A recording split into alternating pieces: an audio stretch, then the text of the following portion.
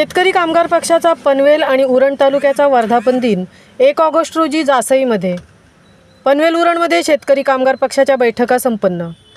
शेतकरी कामगार पक्षाच्या वर्धापन दिनाच्या निमित्ताने त्याचप्रमाणे पंढरपूर येथे होणाऱ्या पक्षाच्या अधिवेशनाच्या अनुषंगाने पनवेल उरणमधील पंचायत समितीनिहाय गेली 2 दिवस बैठका संपन्न झाल्या. यामध्ये खेरणे, मोरबे, रिडघर, विहीगर, कासारभट, आपटा, तुराडे, सोमटणे, बेलवली, नांदगाव, कोपर या गावांमध्ये पंचायत समितीनिहाय बैठका संपन्न झाल्या. प्रत्येक बैठकीमध्ये मोठ्या प्रमाणामध्ये कार्यकर्ता उतरलेला होता.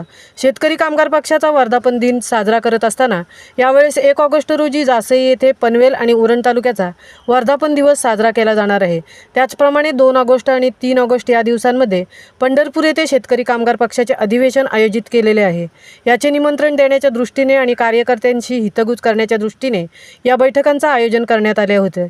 या बैठकींसाठी आमदार बाळाराम पाटील, जे.एम. म्हात्रे साहेब, काशीनाथ पाटील साहेब, नारायण शेठ घरत साहेब, तालुका चिटणीस राजेश केणी, कृषी उत्पन्न बाजार समितीचे संचालक देवेंद्र पाटील यांनी गेली 2 दिवस दौऱ्यामध्ये सहभागी झाले होते.